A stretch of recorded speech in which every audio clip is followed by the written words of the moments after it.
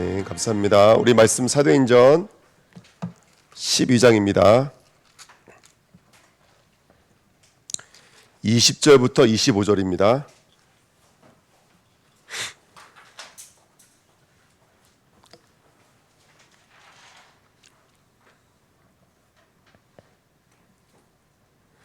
사도행전 12장 20절부터 25절입니다.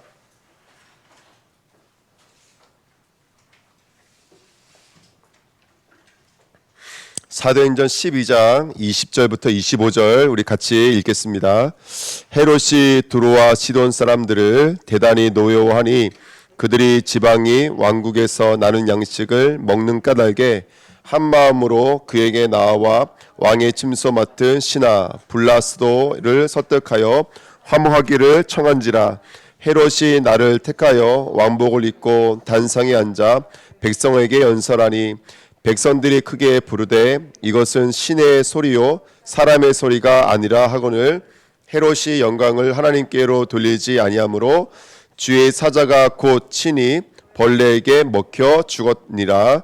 하나님의 말씀은 흥왕하여 더하더라. 바나바와 사울이 보조하는 일을 마치고 마가라 하는 요한을 데리고 예루살렘에서 돌아오니라. 아멘. 한 주간 긴 명절 잘 보내시고 또 오늘 예배로 만날 수 있어서 하나님의 은혜인 줄 믿습니다. 오늘 말씀은요, 말씀이 흥왕한 교회입니다. 우리 주내교회가 우리 초대교회에 있었던 말씀의 흥왕이 오늘도 왕성하게 나타나시기를 예수님의 이름으로 부탁드립니다.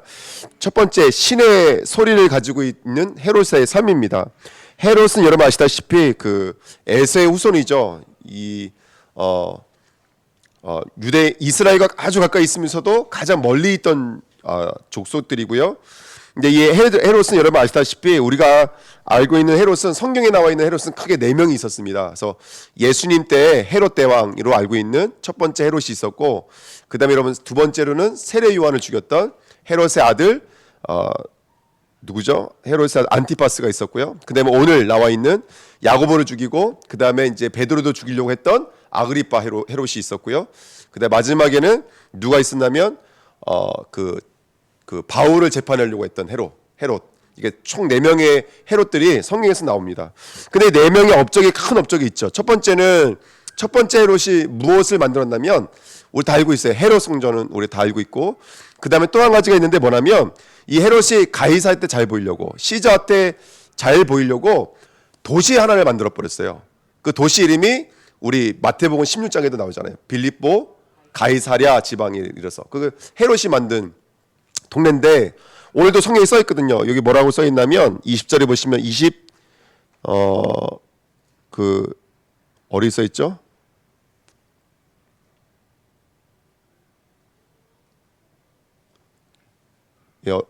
제가 나중에 찾아드릴게요. 이 헤롯이 가이사라는 지역에 툭 하면 거기 가서 머물고 그랬거든요. 거기는 이제 쉽게 말하면 모든 것을 로마 풍으로 만든 거예요. 그러니까 딱 가면 로마 분위기가 날 수 있도록 모든 걸 만들어 놓은 거예요. 그럼 어떤 분위기겠어요, 여러분들? 쾌락, 타락 이런 거 다 종합 세트겠죠. 이제 이런 것들이 있는 도시였는데 예수님은 한적한 곳에서 쉬시더라 이렇게 성경에 써 있어요.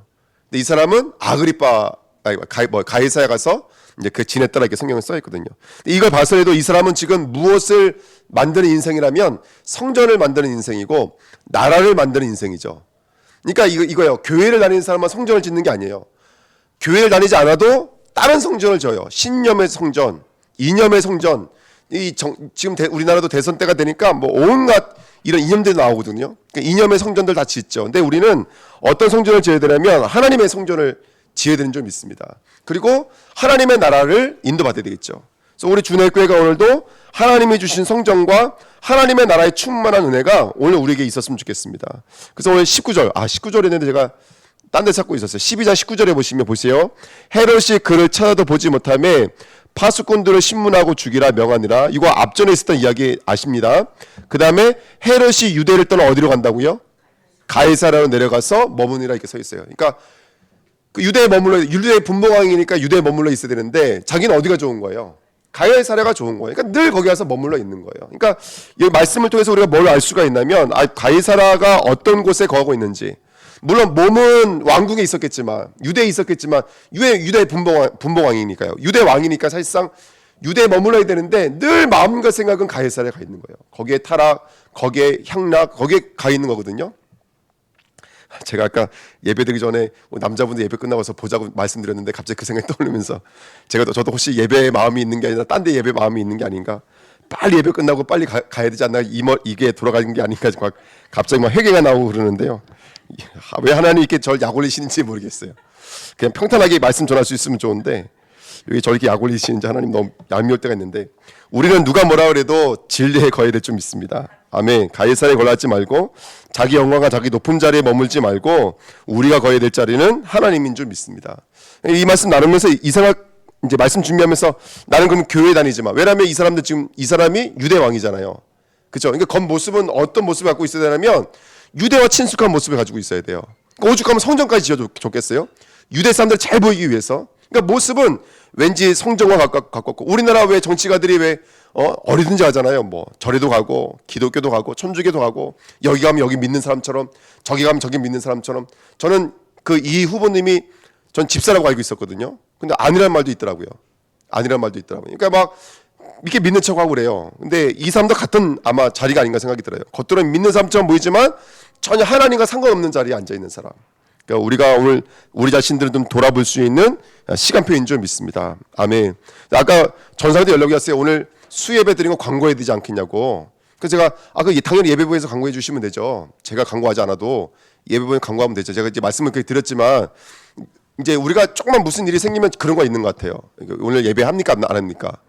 근데 사실은 그 모든 어떤 것보다도 우선되어야 되는 게 예배여야 되는데 그런 것들이 있는 것 같아요. 지금 저도 아까 오면서 여러 가지 고민했는데 그 서밋학교 어떻게 해야 되는지, 벌써 120명이 넘어간다고 하니까 이 서밋학교 어떻게 해야 되냐. 뭐 말로는 제가 이건 절대로 제가 멈추지 않겠습니다 이렇게 말을 했지만, 이제 아이들은 걸려도 괜찮다고 하는데 어른들은 또 문제가 있다고 하니까 그러니까 여러 가지 고민이 되고 그러거든요. 근데 어쨌든 중요한 것은 우리가 가장 있어야 될 자리는 바로 진리의 자리, 예배의 자리, 기도의 자리, 특별히 그리스도가 우리의 자리인 줄 믿습니다. 아멘. 그런 것들을 우리가 좀 확인할 수 있을 것 같고요. 세 번째는 이 헤롯의 영적인 상태예요. 아까 오늘 이제 본문 말씀이 이제 그 얘기예요.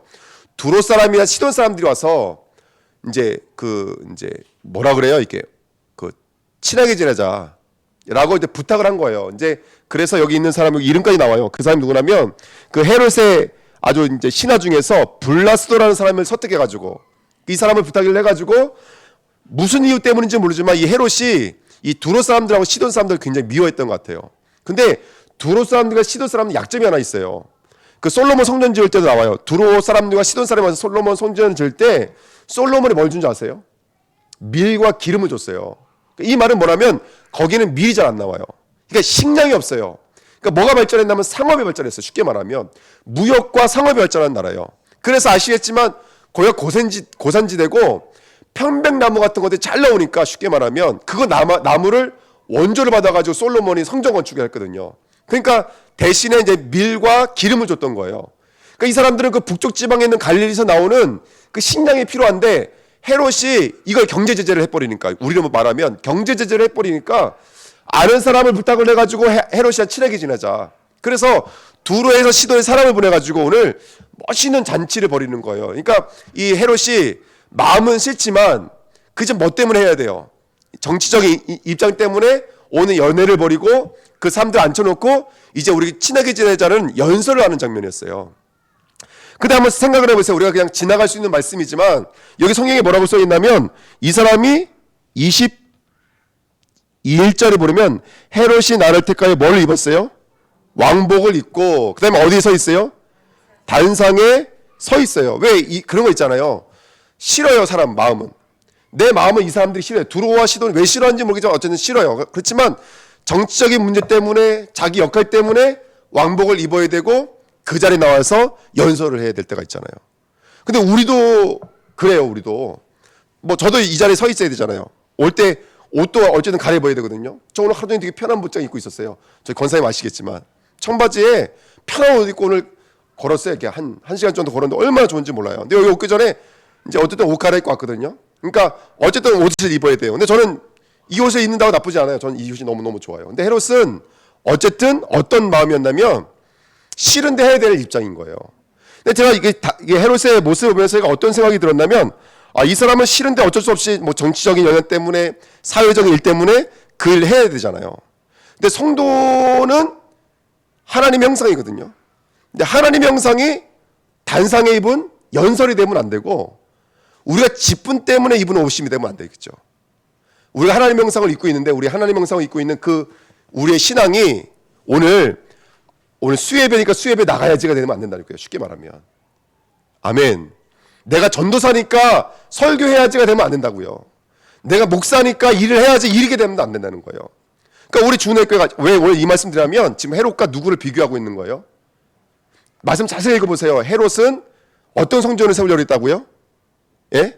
나를 위한 성전을 세우려고 했던 사람이고, 나를 위한 나라를 세우려고 했던 사람이에요. 근데 일단 말씀이 나오지만 이 반대편에 있었던 핍박당하고 있던 누구들요? 초대교회는 진짜 성전을 세우고 있었어요. 안디옥 교회. 어떤 안디옥 교회예요? 주의 손이 함께하는 안디옥 교회. 주님과 함께하는 안디옥 교회. 하나님의 형상이 온전히 회복됐다고요. 이 헤롯은 겉으로는 유대 왕의 옷을 입고 있어요. 홍포를 입고 있다고요. 하지만 그 옷은 뭐 하기 위해서 입는 거예요? 궁극적으로는 내 자리를 지키고 내가 원하는 목적을 이루기 위해서 입는 옷이고, 연설하는 연설문인 거예요. 하지만 우리는 하나님의 형상을 입고 있는데 우리의 형상이 일이 되면 되겠습니까? 이게 오늘 예배 드려야 안 드려야 이게 되면 되겠습니까? 그러면 안 되는 거잖아요. 당연히 예배 드려야 되는 것이지. 그렇지 않습니까? 저와 여러분들은 오늘도 하나님의 형상인 줄 믿습니다. 그러면 우리 삶 속에 누가 지금도 간섭하고 계시고 개입하고 계시라면 하나님이 개입하고 계세요. 그러니까 너희가 하나님 형상이기 때문에 누가 있는 것을 잊지 말아라. 하나님이 있는 것을 잊지 말아라. 그래서 우리는 늘 어떤 옷을 입어야 되냐면 항상 기쁨의 옷을 입어야 돼요. 항상 쉬지 말고 기도의 옷을 입어야 돼요. 범사에 무슨 옷을 입어야 될까요? 감사의 옷을 입어야 돼요. 근데 때로는 명절 이거 아무것도 아니잖아요. 사실은요. 명절 때문에도 어떤 사람은 풍파가 일어나기 시작도 하고, 어떤 사람은 작은 일 때문에 우리가 입어야 될 그 하나님의 형상의 옷을 잊어버리고 여러 가지 염려의 옷, 걱정의 옷, 여러 가지 옷을 입어버린다고요. 저번주에 말씀 나눴지만 감옥에 옷을 입는 정도가 아니라 완전히 감옥에 꼭꼭 갇혀버린다는 얘기죠. 그래서 우리는 오늘 하나님과 은혜를 누리는 저와 여러분이 될 줄 믿습니다. 그래서 인간 하나님을 잊어버리면 꼭 뭘 잃어버린 거와 마찬가지라면 몸이 누구를 잃어버린 거예요? 몸이 머리를 잃어버린 거예요. 똑같은 거 아니겠습니까? 하나님과 단절되어지고 하나님과 분리되어진 삶을 살아갈 수밖에 없는 거예요. 그래서 저는 헤롯의 오늘 말씀을 통해서 그걸 깨닫는 거예요. 겉으로는 성전을 짓고 나라를 세우고 거기다가 왕의 옷을 입고 유대인과 가까운 삶을 살고 있지만 자기 몸과 생각은 딴 데가 있고, 그리고 어쩔 수 없이 왕의 역할을 해야 되고 왕의 연설을 해야 되면서 왕의 삶을 살아갈 수밖에 없는 삶인데, 근데 이 가짜 왕은 어떻게 되는 것이죠? 벌레가 먹어버리고 진짜 왕들이, 이제 진짜 하나님의 나라가, 진짜 교회가 세워지는 귀한 축복의 현장이 오늘 20절부터 25절의 말씀이신 것을 믿습니다. 아멘. 그래서 우리 주은혜교회는 겉과 속이 다르지 않고 안과 밖이 분리되어 있지 않는 자가 됐으면 좋겠습니다. 믿음은 겉과 속이 분리되어져 있는 것이 죽음 아닌가요? 믿음은 겉과 속이 분리되어 있는 게 죽음이잖아요. 직분의 옷을 안 입었다고 해서 죽음이 아니에요. 우리는 겉과 속이 분리되어져 있는 것, 아멘과 하나님이 분리가 되어져 있는 것, 이게 우리의 죽음이거든요. 오늘 하나님을 볼 수 있는 저와 여러분 됐으면 좋겠습니다. 두 번째는요, 근데 성도는요, 성도도 겉과 속이 항상 일정할까요? 그렇지가 않아요. 성도도 겉과 속이 일정하지가 않아요. 그럼 왜 일정하지 않을까요? 이유가 뭘까요? 오늘 이 헤롯을 통해서 우리가 얻을 수 있는 답은 뭘까요? 그거는 앞에 있는 우리 사도행전 12장 내용을 조금만 생각해 보시면 알아요. 한 명은 기도했는데 뭐 했더라? 죽었다. 한 명은 기도했는데 왔더라. 보면은 제가 이 말씀 일주일간 묵상하면서 제가 받은 은혜는 그거였어요. 하나님의 복의 기준과 우리의 복의 기준은 다르구나. 야고보는 실했고 모자랐고 수준이 날아서 죽인 거예요. 하나님 입장에서 베드로는 수준이 높아서 그 기도의 소리가 믿는 기도의 소리였어요? 못 믿는 기도의 소리였어요? 못 믿는 기도의 소리였어요. 마가다락방의 기도는 믿음의 기도가 아니었어요, 여러분들. 믿었으면 미쳤다는 소리가 못 나오겠죠. 천사라는 소리가 안 나왔겠죠. 믿지 못하는 기도였다니까요. 그럼에도 불구하고 뭐 하는 거였어요, 여러분들? 우리의 복의 기준과 하나님의 복의 기준은 달라요. 야고보는 죽은 것 같지만 하나님 편은 죽은 거 아니라니까요. 야고보가 성전이 돼버렸고 야고보를 통해서 초대교회가 시작된 게 분명히 맞기 때문에 야고보는 죽은 게 아니에요, 여러분들. 할렐루야, 아멘. 하나님의 복음과 인간의 복음은 그래서 다릅니다. 우리는 복과 기쁨과 응답의 기준을 헤롯처럼 어리다 갔다 올 때가 만나면 우리 편에서 갔다 올 때가 너무나 많다는 거예요. 우리의 복의 기준이 하나님의 복의 기준이 될 줄 믿습니다. 성도의 복의 기준은 사람 편이 아닌 하나님 편, 하나님 뜻, 하나님의 주권이 되셔야 돼요. 아멘. 그러면 야고보의 죽음이 이해되어지기 시작해요. 아까 전사님도 말씀해 주셨지만은 우리 고 성도님이시죠. 고건현 성도님. 그 성도님의 삶은 우리는 이해가 안 돼요. 우리는 이해가 안 된다니까요. 왜 일찍 돌아가셨을까? 만약에 그 성도님의 삶을 일으켜 주셨으면 더 많은 역사가 일어나지 않았을까? 더 많은 축복이 일어나지 않았을까? 이건 다 이 땅에 갇혀 있는 우리의 계산이고 우리의 수준인 거예요. 하나님의 계산법은 우리는 헤아릴 수가 없어요. 우리는 헤아릴 수가 없어요, 여러분들. 그러니까 빨리 이 감옥에서 나올 수 있는 방법은 뭐냐면 정말로 하나님이 머리가 되시면 되는 거예요. 하나님 머리가 되시면 되는 거예요. 그래서 머리를 공급받기 위해서 오늘 예배를 통해서 말씀을 공급받는 것인 줄 믿습니다. 우리 세 번째 말씀 한번 읽어볼까요? 요한복음 5장 44절입니다. 같이 한번 읽어요. 너희가 서로 영광을 취하고 유일하신 하나님께로부터 오는 영광은 구하지 아니하니 어찌 나를 믿을 수 있느냐. 아멘. 지금 서로의 영광을 취하고 있잖아요. 예수님의 제자들까지도 자기 영광을 취하고 있잖아요. 내가 원하는 것을 취하고 있다고요. 그러니까 누구로부터 오는 유일하신 하나님께로부터 오는 영광은 볼 수도 없고 알 수도 없는 거예요. 그러면 여기서 말하고 있는 예수님이 지금 요한복음 5장 말씀하시면서 나온 영광은 뭐 때문에 튀어나온 거예요? 이거 십자가 때문에 튀어나온 거예요. 그러니까 이 사람들은 자기 기준으로 십자가는 마이너스인 거예요. 하나님의 편에서 십자가는 플러스였어요. 그래서 영광이라는 단어를 쓰고 있는 거예요. 그러니까 내 편으로 해석을 하면 십자가는 이해가 안 되는 거예요. 야고보의 순교가 마이너스인 것 같습니까? 그렇지가 않은 줄 믿습니다. 아멘. 많은 순교자들의 피가 있었지만 우리들의 수준과 방법으로는 헤아릴 수가 없는 것이죠. 하지만 그 속에서도 하나님은 하나님의 일을 이루신 줄 믿습니다. 어쨌든 우리의 믿음이 바뀌지 않으면 어찌 나를 믿을 수 있느냐, 이 말이 굉장히 던지는 이 영적인 무게감이 깊은 것 같아요. 우리의 기준이 바뀌지 않으면 우리는 믿을 수가 없는 줄 믿습니다. 그 네 번째예요. 성도의 믿음과 성도의 영광은 그래서 뭐가 되어야 될까요? 십자가 복음이 되셔야 돼요. 왜 십자가야 하는가? 왜 죽으셔야 되는가? 왜 나까지도 내가 부인되셔야 되고, 내가 부인돼야 되고, 왜 내가 살면 안 되고 예수님이 사셔야 될까? 이유는요, 이 땅의 문제가 하나님 떠난 문제이기 때문에 그래요. 이 땅의 문제가 죄 문제요, 이 땅의 문제 사단의 문제예요. 이 문제는 인간의 혈과 육으로는 이길 수가 없는 거예요. 그 하나님은 십자가 통해서 이 문제를 해결하기로 작정하신 줄 믿습니다. 오늘 사도행전 12장 22절, 백성들이 크게 부르되, 자, 지금 헤롯이 연설하고 있으니까 사람들이 뭐라고 소리 지른다면, 이것은 누구의 소리요?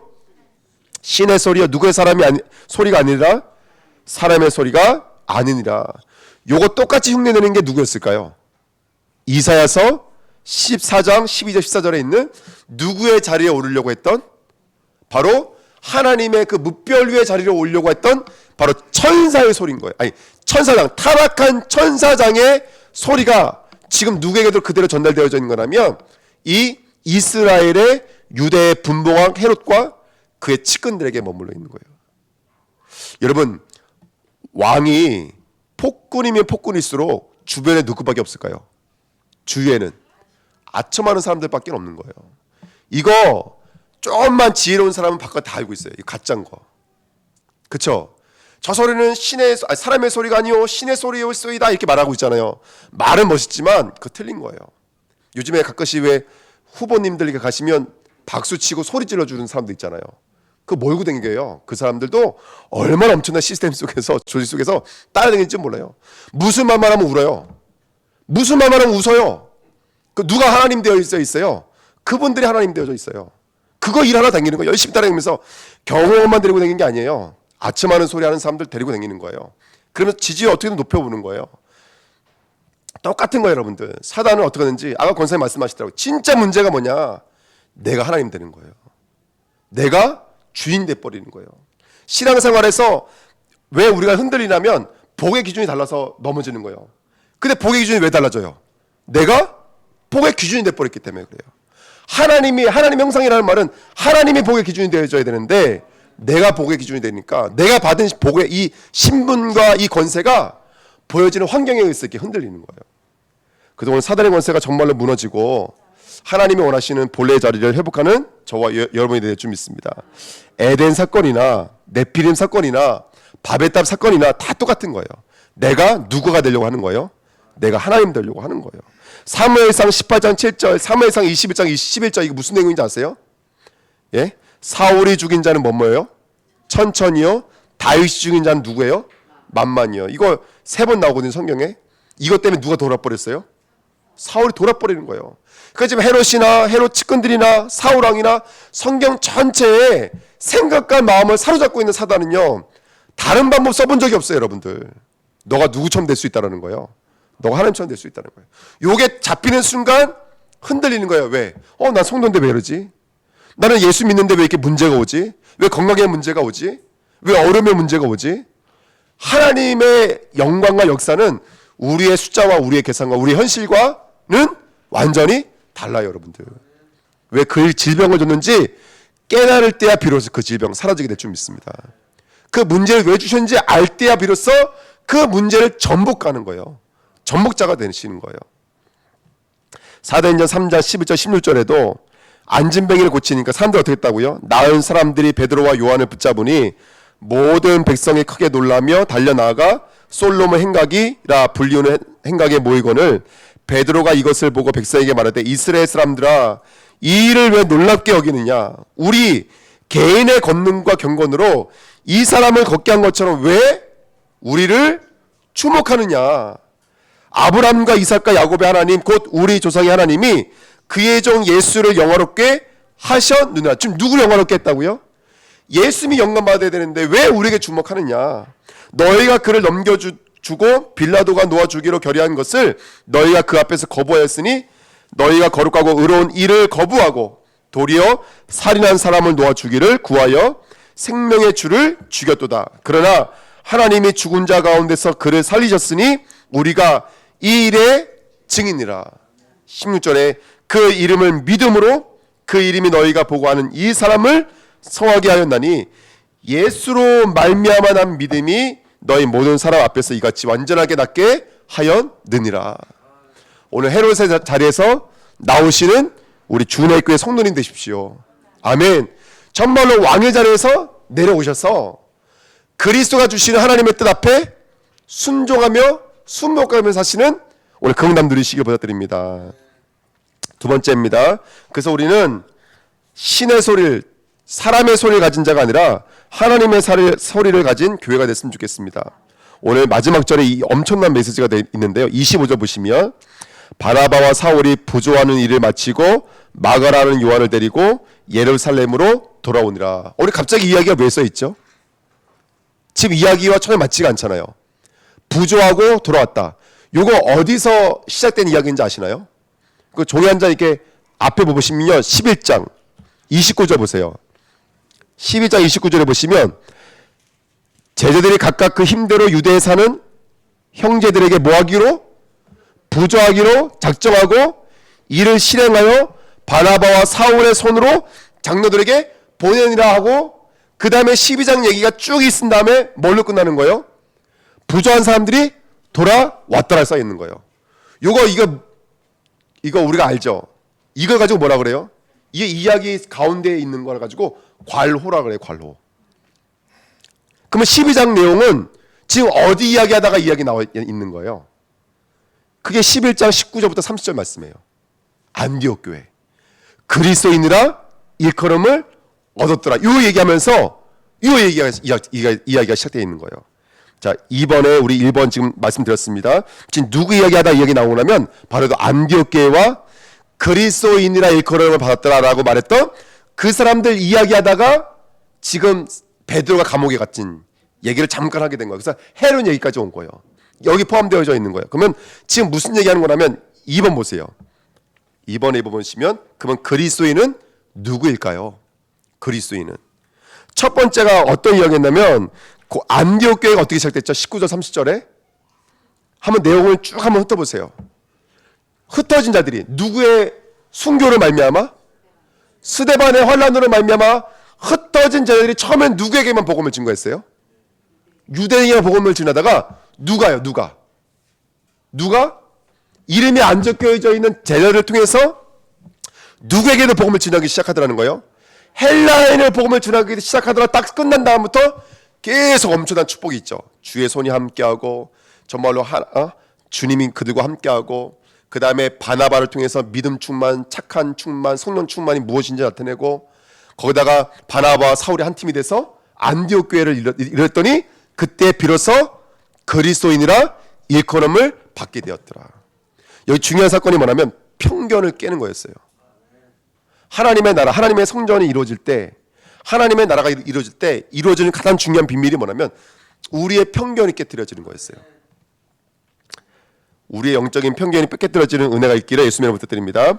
그 이야기하고 12장 얘기 나오는 거예요. 12장 얘기도 이야기를 한번 쭉 생각해 보세요. 누가 죽었어요? 야고보가 순교했어요. 그리고 또 베드로를 죽이려고 베드로가 감옥에 들어갔어요. 마가다락방 교회는 기도했어요. 근데 하나님이 정말로 베드로를 끄집어 내주셨어요. 근데 교회들은 믿고 있었다고 안 믿고 있었다고요? 안 믿고 있었다고. 왜 안 믿고 있었다고요? 야고보의 죽음에 대한 경험이 기도를 하고 있는데도 불구하고 믿지 못하는 것으로 틀로 편견으로 들어와져 있는 거예요. 근데 오늘 헤롯의 이야기를 통해서 우리에게 뭘 확인시켜 주는 거라면 이걸 확인시켜 주는 거예요. 그리스도인은 누구인지를 확인시켜 주는 거예요. 겉으로 볼 때에는 사람들이 추구하는 바는 다 어디에 있어요? 왕궁에 있었어요. 헤롯에게 있었어요. 하지만 여러분이 좀 이따 말씀드리지만 헤롯은 뭐에 맞아 죽었어요? 충에 맞아 죽었어요. 당시에 사람의 죽은 것 중에 가장 진짜 저주로 죽은 사람이 뭐냐면 벌레 먹어 죽은 거예요. 벌레 먹어 죽은 거. 칼에 찔려 죽은 것이 아니라 떨어 죽은 것이 아니라 어떻게 살려보고 싶어서 살릴 수 없는 거. 벌레 먹어 죽은 거. 이게 가장 진짜 저주 중에 죽음이 바로 이거였어요. 겉으로 볼 때는 저기 쪽에는 순교당하는 것 같고 스데반의 환난으로 말미암아 순교가 계속 일어나는 것처럼 보이죠. 근데 여러분 좀 이따 말씀드리겠지만 진짜 이거는 엄청난 메시지예요. 베드로는 죽지 않는 순교자의 삶을 살아요. 이거 어디서 알 수 있냐면 이거 지금 결론인데 이거 더 벌써 말씀드리면 안 되는데 베드로 전서 후설 읽으면 나와 있어요. 베드로가 뭐라고 고백한 줄 아세요? 고난 계속 고난 얘기해요. 근데 우리는 썩지 아니할 것을 위해 가는 거야. 우리는 썩지 아니할 영원한 흥황하는 말씀을 위해 가는 거야. 이게 이 장면 얘기하는 거예요. 베드로 평생의 메시지예요. 이건요. 그러면서 자기가 나타나요 안 나타나요? 이다음부터 성경이 나타나지도 않아요. 여러분들. 뭐 기록자의 의도가 있었겠지만 저는 이게 하나님 주신 메시지라고 생각이 들어요. 평생 순교자의 삶을 사는 거예요. 그래서 베드로 전서를 읽어보면 뭐라고 그러냐면 야 아내들은 남편에게 복종해. 그리고 종들은 상전에 복종해. 우리는 머리에 복종하는 인생이야. 거기서 순종이라는 단어가 계속 나와요.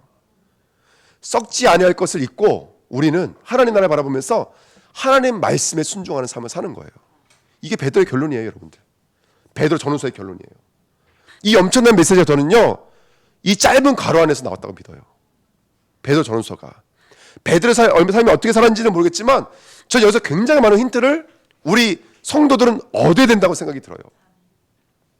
그러니까 예를 들어서 그거예요. 왜 우리 권사님 정도 되시면 이제 연세가 어느 정도 있고 인생에 대해서 많은 걸 경험하고 체험하시고 뭔가 중요한 메시지 던질 때는 옆에 사람들도 알아듣는다니까요. 지금 베드로에게 있어서는 내 인생에 두고 뭔가 중요한 걸 넘기는 거예요. 제가 요즘에 이제 조셉 목사님이라고 이기천 선교사님 만나서 같이 말씀을 나눠요. 이 말씀 들으시면 섭섭해할지는 모르지만 저랑 신앙이 완전 반대예요. 완전 반대예요. 그러니까 제가 추구하는 거, 제가 공부하는 거랑 완전히 반대적인 것을 갖고 계세요, 이분은. 근데 그럼에도 불구하고 배울 게 너무나 많아요. 그런데도 불구하고 너무너무 배울 게 많아요. 어떤 거, 예를 들어서 이거요. 이거 참 여러분들 어떻게 생각할지 모르겠는데 이거요. 난 지금도 예배하는 날은 모욕 드리고 예배한다. 이거 여러분들 때는 그냥 아이고 그게 뭐 그러잖아요. 근데 저는 이게 정말로 마음에 와 닿아요. 아까도 말씀드렸지만 연설하기 싫어도 연설해야 돼. 그런 삶들이 반복되어지고 어느 순간부터 사람들한테 옷 입고 나와 있는 게 익숙해지다 보면은 이게 가장 치명타가 뭔지 아세요? 익숙해지는 거. 여기 서 있는데 아무 긴장감이 없고 익숙해지는 거. 그거 치명타의 목사에게는요. 근데 이 목사는요 40년을 돌아다녔는데도 불구하고 예배 때마다 하나님 앞에 뭐 쓰냐면 진짜 반짝 찌그러져 있고 쪼그라져 있는 마음으로 긴장을 하면서 서 있는 거예요. 누구를 의식하고 있다는 얘기라면 정말로 살아계신 하나님을 의식하고 있다는 뜻이거든요. 그래서 저는 그 짧은 말이 제 마음을 울리더라고요. 짧은 말이. 뭐 예를 들어서 야, 이 목사 아기가 몇 살이지? 매달 물어보면 다 대답해드리면 또 물어봐요. 이제 아기는 9개월 됐고요. 이제 큰 애는 9살, 10살 됐습니다. 이렇게 말을 하거든요. 근데 그 얘기하면서 나한테 뭐라면 이렇게 얘기해요. 버려야 돼. 네 아내도 버려야 되고 애들도 버려야 돼. 그러자 하나님이 키우시는 거야. 근데 저는 그 말이 왜 마음에 와닿냐면 제가 못 버려서가 아니라 저 때문에 아이들이 크는 게 방해가 되고 있으니까 제가 그게 너무나 마음에 와닿아요. 무슨 말인지 이해가 되세요? 저 때문에 저 아이들 크는 데 있어서 제한이 되어지니까 제가 아니까. 그런데도 불구하고 그 아이들의 그 고질적인 습관 같은 걸 고치지 못하고 있는 제 체질 때문에 저는 그 말이 정말 와닿거든요. 그러니까 지금 베드로는 인생 전체를 두고 평생에 대해 메시지를 지금 얻고 있는 거예요. 그 감옥에서 한번 나옴으로 말미암아, 그 헤롯이 추모함으로 말미암아 일생 나는 어떤 선전을 짓고 어떤 하나님의 나라의 축복을 누려야 되는지 평생의 메시지를 지금 공급받고 있는 장면인 거예요.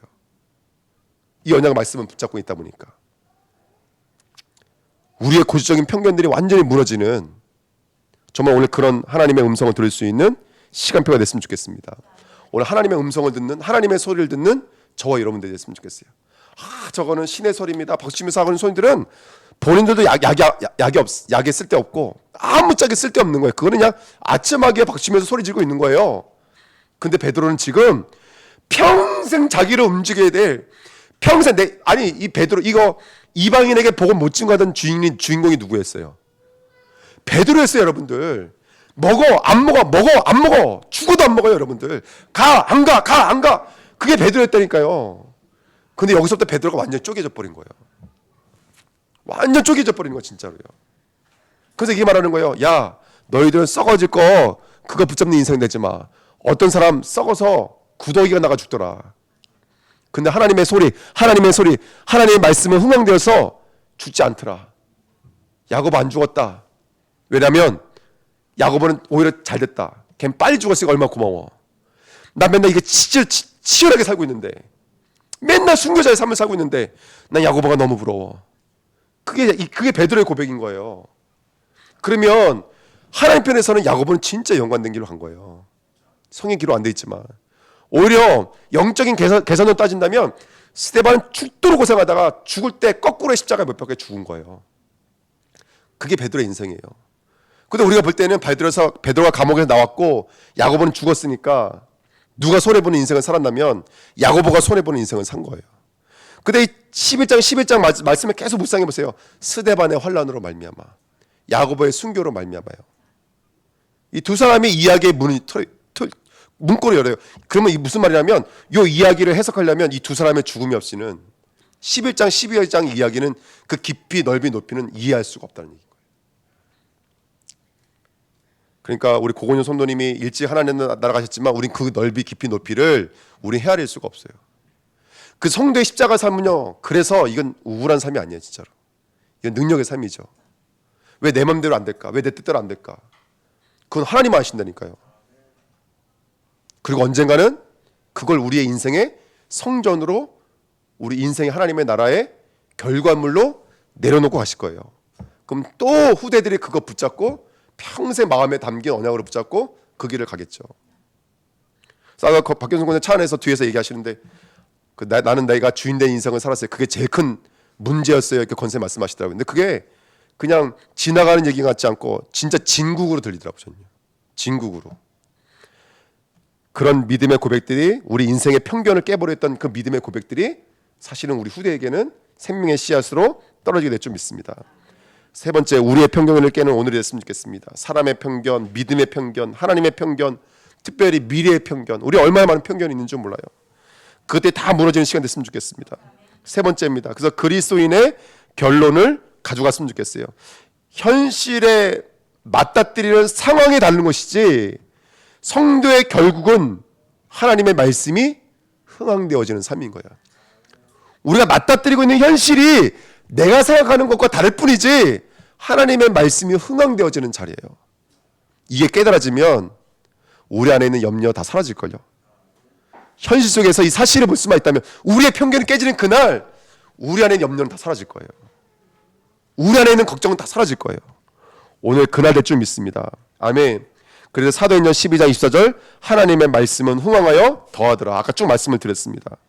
지금 베드로에게 하나님의 말씀이 흥하는 작품이었고요. 그리스도인과 안디옥 교회와 그 다음에 이 언약을 붙잡고 있었던 바울과 바나바, 누가라고 했던 이 사람들에게 오늘 이 엄청난 하나님의 말씀이 응하게 되어지는 사건이 오늘 이 사건이었는 줄 믿습니다. 야, 저 가짜 소리, 저 가짜 믿음, 저 가짜 신념, 저 가짜 명예, 권세 다 가짜구나. 저거 벌레가 와서 먹는 거구나. 저거 요세푸스 한번 읽어보세요. 얼마 이 헤롯이 가이사 가서 그 엄청난 축복을 누렸는데도 불구하고요. 그 축복이 아니죠. 엄청난 쾌락의 삶을 사는데도 불구하고요.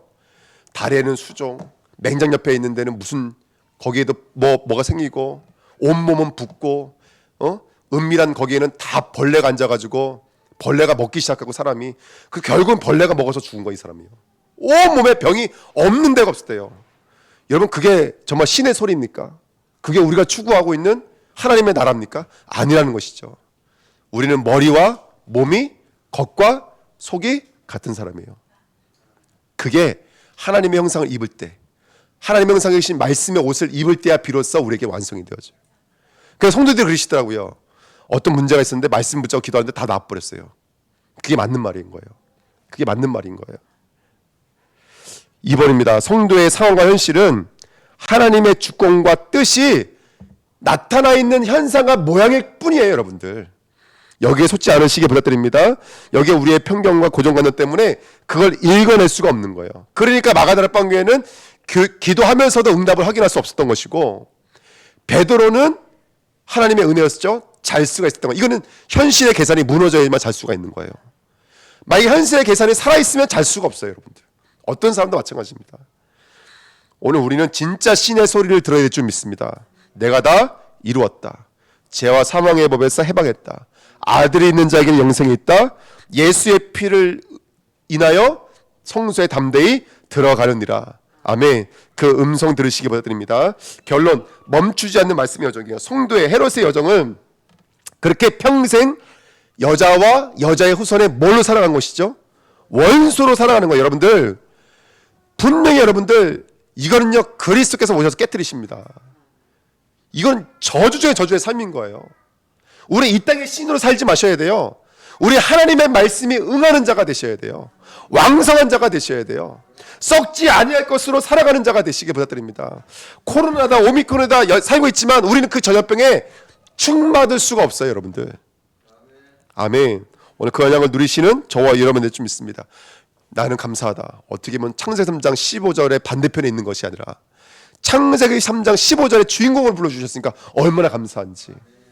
우리가 모르는 사이에 지금 축 먹고 있고 우리가 모르는 사이에 염증 종기로 내 몸이 썩어 들어가고 있다는 것을 볼 수 있다면 우리가 있는 자리가 얼마나 큰 자리고 은혜의 자리인지를 확인하게 될 줄 믿습니다.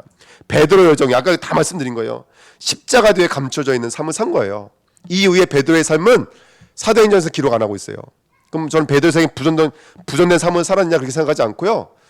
베드로가 자기의 주신 여정을 다 갔다라고 믿어요. 왜냐하면 그것은 역사에 기록되어져 있으니까요.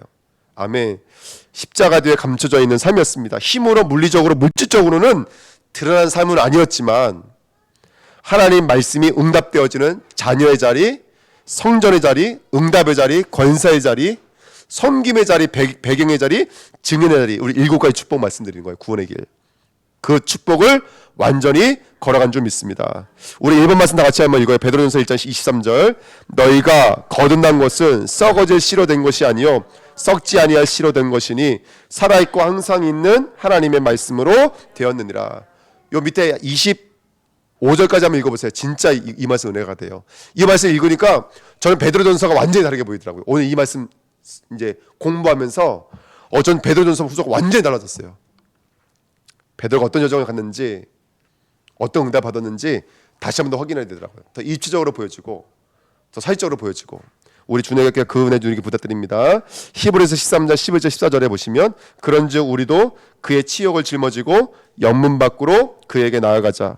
우리가 여기는 영구한 도성이 없으므로 장차 올 곳을 찾나니. 그러니까 헤롯이 지은 그 가이사의 나라는 가짜 나라예요. 진짜 도성은 따로 준비되어져 있는 줄 믿습니다. 아까 우리 명절 잘 보내셨어요? 성교사님 물어보니까 성교사님 뭐라 하시냐면 그거 음력 설 뭐 아무 의미 없는데 뭐 우리의 새날은 예수님 재림하시는 그날인데.